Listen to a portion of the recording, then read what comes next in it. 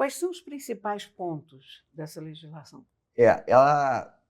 Os conceitos principais são ética, responsabilidade e segurança no uso dessas ferramentas. Eu acho que isso molda tudo. E é uma lei centrada na pessoa, no ser humano.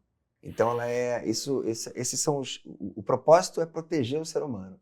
Começa por aí, que é algo importante por conta de todos os riscos que vêm.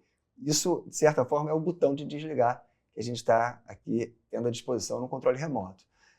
Aí ela estabelece uma hierarquia de riscos por cada tipo de ferramenta. Ela começa com os riscos intoleráveis, então ferramentas que não vão poder existir, essas não funcionam, não me venham com o desenvolvimento desse tipo de ferramenta que não vai acontecer. Por exemplo, que faz análise de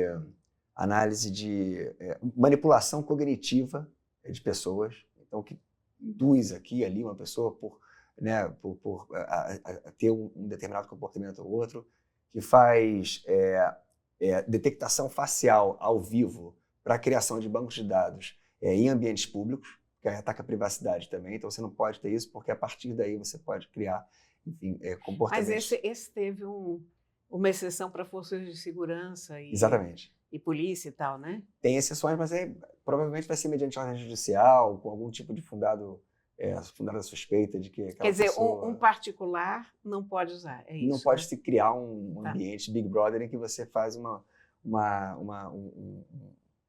retenção de imagens, uma captação de imagens de pessoas de qualquer lugar público para a criação de uma base de dados. Tecnologias que permitam, por exemplo, discriminação através de características de consumo ou de educação ou de gênero ou de opção religiosa daquelas pessoas. Você não vai poder criar uma base de dados a respeito daquilo para poder definir se ela recebe crédito, se ela pode ser aprovada no emprego tal, no concurso. Quer dizer, você não pode tomar decisões a respeito de uma pessoa com base no que ela é como pessoa, né? Sim, exato.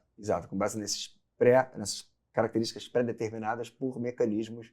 Então essas são as vedadas. Isso não vai existir, salvo com algumas exceções, que são geralmente para efeitos de prova, para efeitos judiciais. Aí você tem os high risks, que são as tecnologias, as ferramentas com risco alto. Essas tecnologias já estão em uso, né?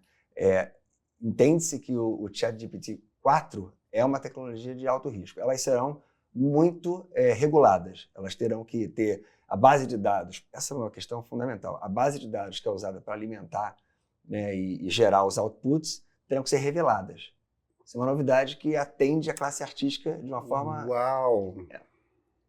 Esse talvez seja o grande motivo de... Cara, como é que você faz isso? Isso vai ser regulado. Porque vamos lá, uma das contas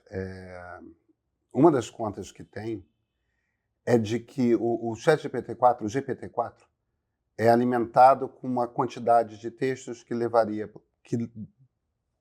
um ser humano levaria 20 mil anos lendo. Quer dizer, a gente está falando de uma quantidade abissal de texto. Como é que você faz a lista de todos esses títulos? O tamanho desse arquivo é um troço gigantesco, percebe? Você não consegue inventariar isso. Exatamente. Mas você está tendo, na verdade, você está tendo já alguns acordos entre empresas, entre editoras, do modo geral, empresas de mídia, com desenvolvedores de inteligência artificial generativa.